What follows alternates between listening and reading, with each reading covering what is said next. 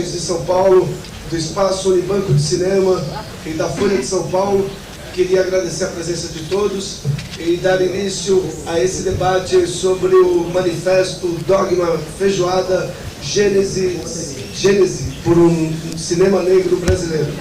Queria convidar à mesa os seus componentes, começar pelo mentor, idealizador, criador do manifesto, o cineasta Jefferson D., autor do filme Gênesis 22, desse simpático rapaz.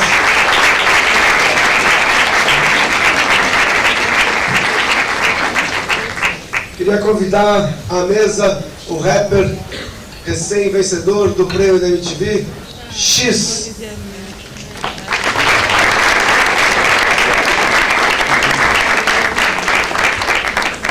Queria convidar o escritor da periferia, Ferrez.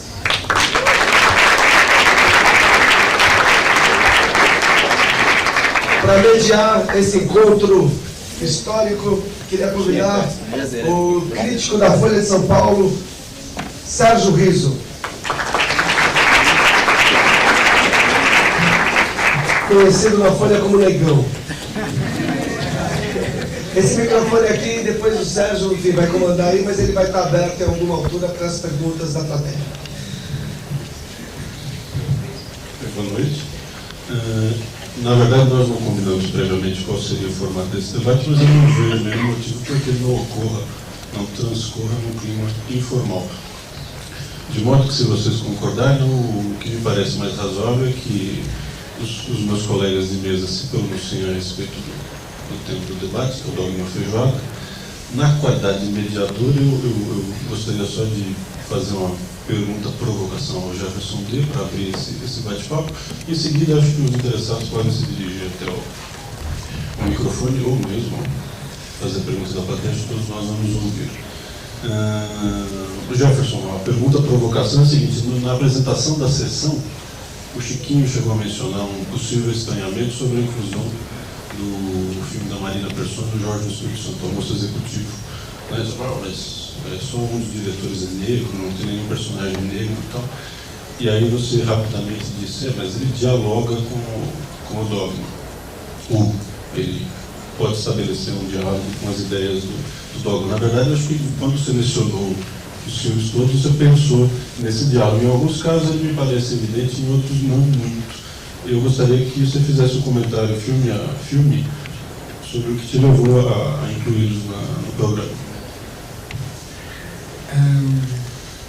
Vamos começar pelo almoço executivo. Como eu falei, todos esses filmes foram realizados anteriormente à elaboração do dogma, né? E exceto o meu filme, que na verdade não é um filme, a gente chama de um exercício curricular, e é um exercício curricular da ECA, e ele foi concebido assim, junto com o dogma. Assim, o dogma acabou de escrever em novembro, depois debatei com vários diretores, e o filme tinha acabado um pouquinho antes, em agosto. Então eu diria que a primeira tentativa do dogma de ser de ser aplicado na cinematografia brasileira está no Gênesis 22. Né? E com relação aos outros filmes, é justamente apontar, quer dizer, o subtítulo dessa mostra, Dogma Feijoada, ou tracinho, vamos dizer assim, a mostra da diversidade negra. Ou seja, de como cada diretor brasileiro, negro, tem resolvido questões e como ele tem feito seus filmes, né? Quer dizer, eu tenho uma brincadeira assim, tentar achar uma pessoa negra no almoço executivo, né? Essa é uma grande, enfim, é uma grande provocação do filme, ou de como os negros têm se comportado quando eles chegam a dirigir um filme, né? Quer dizer, acho que isso como eu falei, como o Dogma foi concebido depois, quer dizer, eu procurei ter uma amostra assim, de tudo que foi produzido pelo Zósimo, que é um pouco mais velho do que a gente, por mim, pelo Noel, que é um cara da periferia daqui de São Paulo. Infelizmente a gente não pôde ver o catedrático do samba. Enfim, pelo Bi, que é uma outra praia também, né? Então, o que eu chamo de diálogo, enfim, não significa assim, concordância com o que eu proponho no dogma. Mas acho que a ideia inicial é essa coisa do debate, né? Assim, o que eu proponho no dogma, e o título, assim, o título sério do dogma é Gênese do Cinema Negro Brasileiro, que a gente pode pensar conjuntamente, e o que foi feito desde então do ponto de vista do curta-metragem, né? E o longa aí é uma outra praia. Acho que é isso. O diretor do Augusto Filho é ele? É o Jorge do Espírito Santo. O ano passado, durante o Festival Internacional de Curtas, a gente teve uma reunião de vários realizadores e técnicos negros, e o Jorjão estava lá. Enfim, aqui esse é um dos trabalhos do Jorge, que é o filme dele, né? Mas ele tem alguns videoclipes, um videoclipe em particular do Cláudio Zóio, só tem pessoas negras, né? Então esse é um dos trabalhos dele, né? Como que é o nome do filme? Novos Quilômetros do Zumbi. Novos Quilômetros do Zumbi. Devo estar esquecendo de alguém aqui. Josito Araújo está fazendo O Negro na telenovela, um documentário, e o Billy Castilho está preparando o primeiro longa dele sobre um rapper aqui de São Paulo, Ivete. Daniel Santiago. E o Daniel, não, o Billy, é sobre o Daniel, que é sobre a família Alcântara. Então, em todos nós estamos discutindo o dogma. Eu sinto que eu assino o dogma em todos os pontos, mas existem discordâncias entre a gente, vamos dizer assim. Nem todo mundo fecha com todos os pontos do dogma. Mas, enfim, a gente concorda em uma coisa, assim, no primeiro ponto do dogma, que o diretor tem que ser negro, né? A gente quer fazer filme. Mesmo que a proposta seja do cinema negro, mesmo que a proposta seja do cinema negro, se o negro não focalizar na procura do cinema negro... No meu dogma ele não se encaixa, né? Assim, então, Gênese do Cinema Negro Brasileiro ou Dogma Feijoada. Primeiro ponto.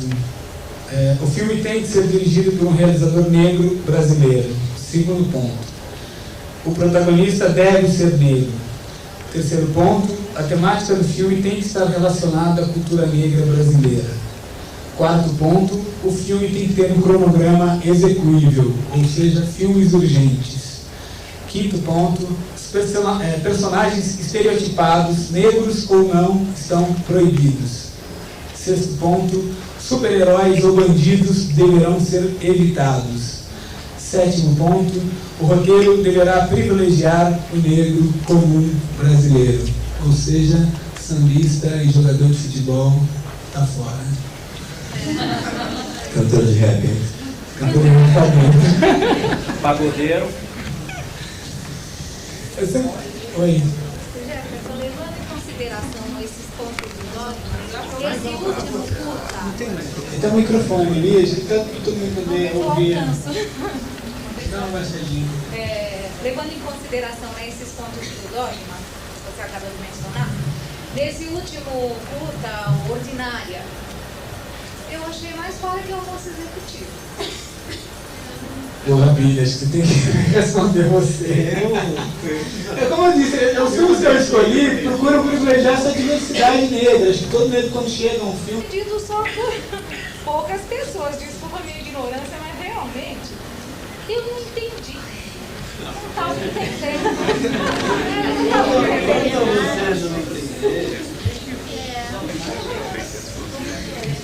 Bom, não estou preparado para falar sobre Ordinária, mas assim, sobre você não entender Ordinária, ele foi feito para que as pessoas não entendessem muito, mas sentissem um clima de um filme, vamos dizer assim, um thriller.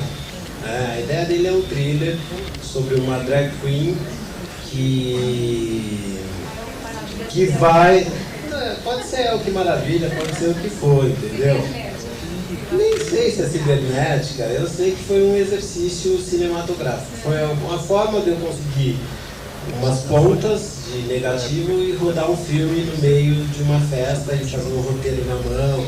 É aí que eu acho que está a ousadia de eu chegar, pegar um tema onde a maioria dos negros não estão acostumados a trabalhar com esse tema, pegar um tema que mexe com sexualidade, com fim de século, com comportamento de degradação, que é a droga, que é o assassinato, e não fazer um filme clichê, entendeu? Foi essa a questão, ordinária.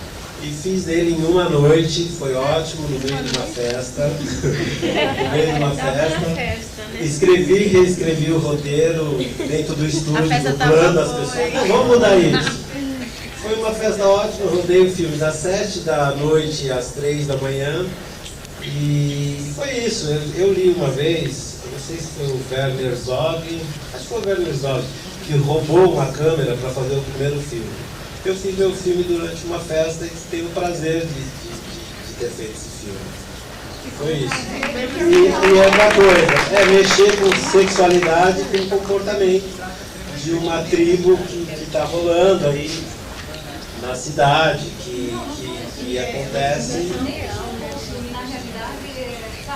Não, mas já viajei o mundo com esse filme, já fui para Portugal, a Sônia do Amapá já convidou ele já participou de vários, do Amapá não, já participou de vários festivais, e está rolando, ele cria uma certa polêmica, é isso. Tá bom?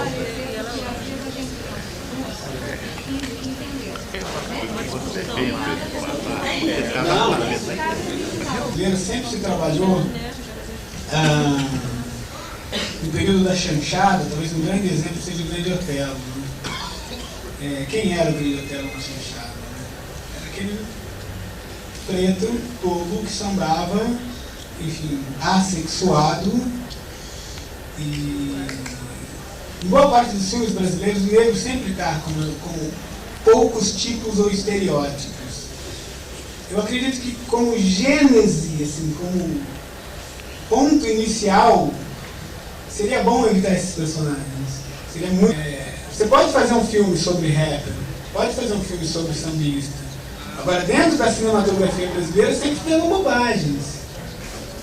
Filmes em que eu duvido que qualquer negro se identifique. Carrincha, Alegria do Povo.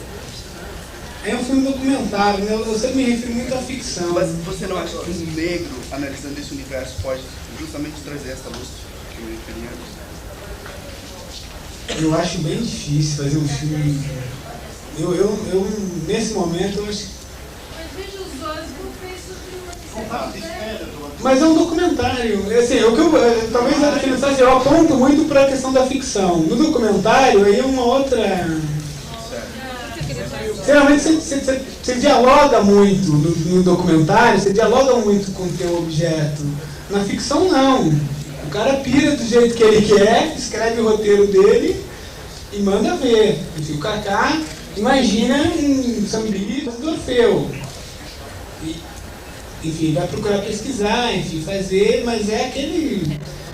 Então, talvez se fosse um documentário, ele dialogasse mais com o objeto que ele está filmando. E acho que na ficção, os diretores talvez... Você acha que o papel que faz no filme do Cacá Diegues, como é que ele chama? Eu acho que ele é bastante diferente do estereótipo do sambista do Orfeu do Carnaval do Marcel Camille. Eu acho que, inclusive, foi feito para rebater um pouco aquele tipo ingênuo e pobretão e lírico e tal. Mas sabe o que eu acho que ele dá uma pirada naquele filme? Eu nunca me conformei com... Quando eu vi o filme, um susto que eu tomei, por exemplo, foi quando eu vi o sambista compondo no laptop no meio da favela. Talvez seja isso muito comum, mas eu não me identifiquei. Poucos negros que eu conheço se identificaram com aquele negão no laptop, aquela coisa. Eu não sei, tem umas coisas que me incomodam no filme, por exemplo, tem a bunda do Dani Garrido, assim. essa coisa sempre com o negão pelado. Assim, algumas coisas que se repetem.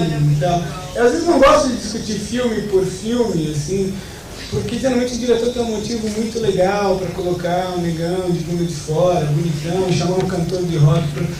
Mas, por exemplo, tem tantos atores, não que Tony Garrido longe de discutir isso, né? A representação dele. Você acabou de, através da sua fala, de reafirmar justamente o que você começou a falar.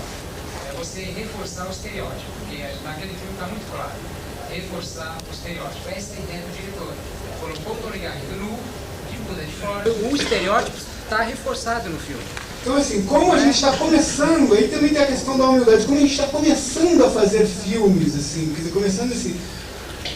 O Haroldo Costa fez um filme em 58, lá longe, fez um. O Oswaldo fez mais um longa, o outro negão fez um outro longa lá, né? Então tem que ter vamos evitar algumas coisas, vamos tentar acertar, né? Acho que o Dogma propõe isso para esses, pelo menos 5, 16 diretores paulistanos aqui que estão ligados ao Dogma. É um documento que vem antes dos filmes, isso é muito interessante. A gente não tem os filmes prontos, mas já tem uma espécie de documento, uma espécie de provocação. Isso é muito típico de um estágio de subdesenvolvimento que nós, negros, não conseguimos fazer os nossos filmes. Então, por isso essa discussão. Se a gente tivesse os filmes do Dogma rolando, ia ser uma conversa diferente. Eu acho que tem uma coisa que quando a gente começou a discutir o Dogma, o Jefferson apresentou de fato o documento o ano passado, depois do encontro de cineastas negros. Antes, uma das discussões que a gente mais tinha, assim, claro, porque isso rolava, eu acho que foi a coisa mais interessante que aconteceu nos anos 90, em termos de discussão política até, foi a questão das cotas na universidade. Isso era uma coisa que na USP estava muito colocado através de duas pessoas, o Fernando Conceição, que todos amam e odeiam, nem sempre também nessa ordem, e o Mauro, que é um super amigo meu, e esse muita gente odeia. Enfim. E eu lembro que essa discussão me pegava, assim, eu era contra as cotas. Eu dizia, essa coisa de cotas é horroroso, porque vai estigmatizar e tal. Mas a coisa já está estigmatizada, quer dizer, quando você está na universidade e você não vê negros, te incomoda muito. Quando você vê no cinema o negro não atrás das câmeras, mas na frente sendo representado, bem ou mal, eu acho que essa discussão que a gente está fazendo, eu acho que a questão do Dogma é principalmente a seguinte: negros fazendo filmes. E ela está... O Dogma está despolitizado, eu acho. Eu acho que o Jefferson não podia fazer isso, nem eu. Acho que só a discussão pode fazer isso. Mas a questão é, precisamos de grana. Dois negrinhos furaram o bloqueio. Se meteram a fazer cinema. Eu fiz o Catedrático do Samba, que é um filme sambista branco.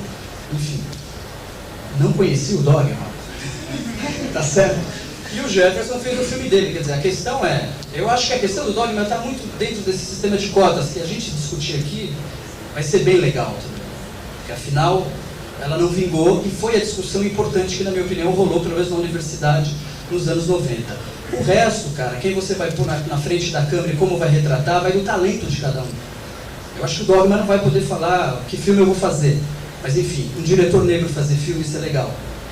Melhor ainda se for sobre a temática negra. Exato. Melhor ainda.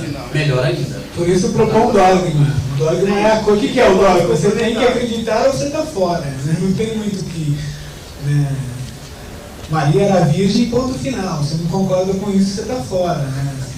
Deus é 3 e 1 ao mesmo tempo. Quer dizer, a igreja católica, você está dentro ou fora. Quer dizer, então, o protagonista tem que ser negro, o diretor tem que ser negro, não pode trabalhar com estereótipo. Nesse momento, eu acredito que daqui a 5, 10 anos, quando tivermos vários longas dirigidos por negros brasileiros, a gente joga o Dogma fora e fica só com um cinema feijoada, que eu acho que é mais legal ainda, né? É um cinema feito de restos, né? Tal. Isso é muito legal. Posso falar uma coisa? Eu só queria falar uma coisa, assim, o primeiro problema é a gente começar a colocar dogmas. Quando a gente fala de dogma, sempre restringe, né? E se a gente está falando de criação, de arte, de cultura, isso é extremamente perigoso. Se a gente não lembrar, por exemplo, que esse primeiro dogma que pintou e que criou essa onda toda foi dos dinamarqueses, foi um puta lance de marketing inteligente, porque foi o primeiro e porque trouxe, na sequência, filmes bons. Senão ele seria ridículo. Senão ele seria chovendo molhado, falar, inventar a roda, depois que virou o século de novo, né? Então acho que a gente tem que tomar muito cuidado com isso em primeiro lugar. Quer dizer, toda a intenção de trazer uma imagem digna, inteira, com responsabilidade, com respeito cultural do negro no Brasil é muito importante. Mas eu acho que não é restringindo, não é criando restrições, Então a gente elimina, quer dizer, as parcerias todas que a gente teve até agora, de gente que colocou essa dignidade na tela. Então, assim, até fica esquisito essa divisão que você acaba fazendo de documentário e ficção, porque o estereótipo aparece nos dois. Sim. E a grandeza aparece nos dois também, né? Então, assim, se a gente for falar, por exemplo, trazer a minha parceira Raquel Gerber, que na verdade eu fui mais parceira dela, se tem alguém que fez esse trabalho inicialmente, essa pesquisa, quem tomou as pedradas primeiro, inclusive, por trazer esse tema foi ela. Se a gente hoje tem uma ligação com o cinema africano, entendeu? Se a gente tem esses filmes, quem faz essa ponte hoje em dia, na verdade, hoje em dia a gente tem duas pessoas fazendo essa ponte. Uma é Raquel Gerber e outra é a Luciana Gibe, que fez pacô na primeira página da Ilustrada, quando ninguém nunca tinha falado antes. Então, se a gente começar a criar restrição para essas parcerias, eu acho uma atitude, desculpa, meio burra da gente fazer isso. Porque eu acho que a gente tem que poder, assim, tanto você fazer teu filme sobre formigas, se você quiser, que eu acho que essa liberdade a gente não pode abrir mão. Assim, claro, eu acho que essa discussão de não vamos tratar de estereótipo, vamos resgatar, entendeu, a integridade e de todo mundo, entendeu? Se a gente for falar, não é do negro, só é do índio, é de todo brasileiro, do nordestino, é de todo mundo. A gente tem esse estereótipo nas telas dos filmes brasileiros. Mais escroto do que qualquer filme como escroto. Mas se você coloca como premissa... Eu quero ter o direito de errar. Não, esse direito, eu acho que todo mundo tem... Mas não como... Entendeu? Eu acho que a premissa de ser partir de um dogma, a reivindicação desse direito, eu acho que é... Quase ninguém viu. Veja, menino maluquinho, tem um negro que luta boxe. Orfeu, é o sambista. Carlota Joaquina, Martomenta trepa com a Mereta. Eu não quero discutir cada filme. Eu sei, mas a gente reclama. O nome dessa liberdade é que eu acho que, pô, meu herói na infância, sabe quem era? Mussum, que era um negro bêbado falando errado. Pois, sem contar, ele começou pro Wilson Simoral, que também a vida inteira faz. Gente, deixa eu só... Isso fluir as ideias aqui. Eu acho que eu concordo com a companheira. Agora, eu acho que as pessoas precisam ver uma coisa.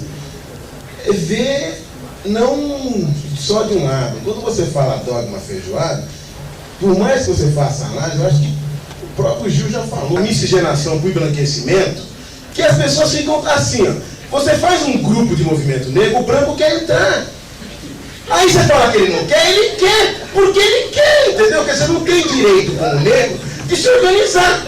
Por quê? Agora, vai para outro canto. Tem umas meninas na USP que falam, eu quero fazer parte do movimento negro. Vá fazer, mas quer fazer do meu movimento que eu não aceito branco. Agora, por favor, entendeu? Tem um monte de lugar para fazer. Agora, o que a gente precisa acabar com isso é o seguinte, nós precisamos voltar até o seguinte, nós os negros, as mulheres, por exemplo, elas se fizessem um lançamento de um cinema só de mulher, roteirista, iluminadora, fotógrafa, cameraman, atora, todo mundo batia a palma. Todo mundo, porque a mulher hoje tem direito a cota para política, para etc. Ninguém discute. Bota deficiente, ninguém discute. Bota nordestino, não diz, bota preto, cria trauma. Não dá para ser assim. Então é o seguinte, dogma feijoada, seja lá o que for, é para quem esteja a fim de participar do movimento. É dogma. É quem está afim. Porque o que não dá para aguentar é assim, ó, é um direito à arte.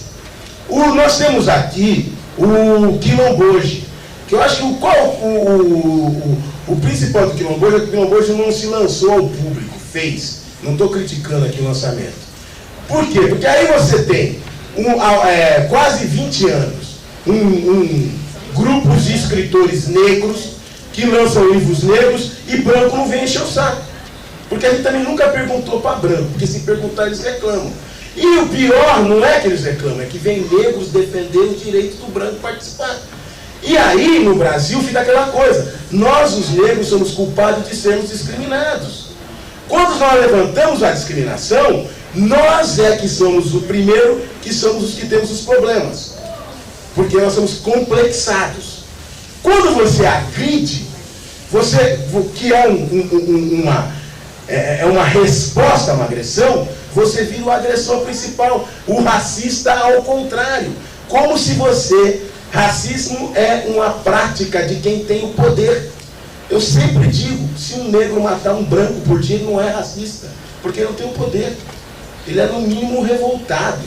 Ele é no mínimo um cara pré-revolucionário. Racista, eu não tenho direito de ser racista. Eu posso odiar todos os brancos do mundo. Mas não é racismo, porque racismo pressupõe poder. Então eu acho o seguinte, num país onde você não tem cineasta negro, não tem. A Globo lançou uma novela há 10 anos, está reprisando agora às 2 horas da tarde lá. Boa noite. Desculpa interromper, só para falar uma pergunta para o Jefferson a respeito do assunto cinema negro brasileiro. Mas precisa responder para o Jefferson, só é rápido, você já faz uma coisa só, que eu estou em pé aqui, companheiro falando tanto que eu, apesar de falar coisas muito certas, as pernas me matam aqui. Jefferson, é o seguinte, o que diferencia o dogma, tá, da questão prática, teórica, do cinema negro independente americano? Tá? Porque eu estudei nos Estados Unidos, eu acompanhei uma parte de como nasceu o cinema, principalmente em Chicago, os cineastas muito independentes, calata na mão, batendo de porta em porta nos bairros negros, seja eles evangélicos ou muçulmanos, e dando seu dinheirinho lá, 20 aqui e lá, e conseguiram fazer os curtas e começou assim a avalanchar a coisa. Tá? E mais uma coisa, conforme o nosso irmão falou ali, precisamos de grana.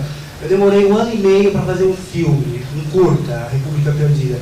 E estou 3 anos para fazer agora um longa. Consegui 20%, os próprios recursos e com alguma coisa aqui ou colar. Sobre um personagem negro, extremamente maldito, não é um herói, muitos acham um herói, um bandido, que é o Tenente Gregório. Cineastas negros brasileiros. Primeiro que lá nos Estados Unidos tem uma tradição já há muito tempo com os filmes de Black Exploitation. Os negros estão a fim de aplicar no próximo CD do X, no próximo videoclipe do X, enfim, não sei quantas pessoas são sensíveis ao próximo livro, financiar o próximo livro do Ferrez, a não ser você mesmo, né? Então acho que esse diferencial, lá existe uma tradição, existe outra história, outra colonização, enfim, vamos a outros assuntos que não o cinema, né? Que não tem nada a ver com o cinema e que bate as ações afirmativas que vão bater em Spike Lee, né? Então, aqui, por exemplo, eu e Noel chegamos à universidade por puro acaso, né? Eu não sei se... Bom, acho que o Jefferson me convidou por causa da 4P, que é um ser independente. Hoje aqui estou revendo algumas pessoas que há muito tempo eu não via, há 8 anos, 10 anos atrás, mas que frequentei muito tempo em reuniões de MNU, de Gueredés, de tantas outras entidades, até o Quilombo hoje, cheguei a tocar em lançamentos dos livros, cheguei a ser convidado enquanto era do BML. E a 4P, ela, hoje, essa semana eu tive a oportunidade de estar na capa da Ilustrada e parece uma loucura, porque o telefone toca, você recebe e-mail, passa um avião gritando, você estava na capa do Ilustrada. Foi sócio do Ilustrado, e não foi de graça, talvez, acho que talvez por alguns méritos, eu estava na capa da Ilustrada essa semana, mas eu acho que o maior mérito de todos foi ter, a partir do momento, uma ideia com outro amigo meu e falar assim, vamos montar um selo a gente mesmo, vamos fazer por nós mesmos? Vamos. Um selo montado há 1 ano e meio, mais ou menos, com 3 discos lançados, com uma rádio que toca, com centenas de rádios, porque ninguém gosta de tocar música de preto, somente rap no Brasil, a não ser as músicas que dão dinheiro, que não falem nada sério, que não tragam nada de bom, que não tenham qualidade. E eu acho que o Jefferson está me chamando aqui por causa dessa iniciativa da 4P. Eu sou a favor do dogma, com certeza. Acho que a 4P tem muito do dogma. A maioria dos processos que a gente faz dentro da 4P são com pessoas da periferia, são com pessoas negras. Se fosse, acho que há 8 anos atrás, 6 anos atrás, com certeza eu estaria aqui falando também, tem que fazer só com preto, esquece os brancos, pau na bunda dos brancos, é só com preto, é só com preto. O tempo se passou muito, o discurso do Racionais é outro, o discurso do X também é outro, o discurso de muitas pessoas são diferentes. Acho que a gente tem que aprender a negociar a todo momento para conseguir alguma coisa, entendeu? Às vezes negociar até utilizando os mesmos artifícios e as maneiras que as pessoas se utilizam para usar a gente, porque os erros são muito usados no Brasil. E acho que nada mais justo a gente conseguir algumas coisas dessa maneira aí.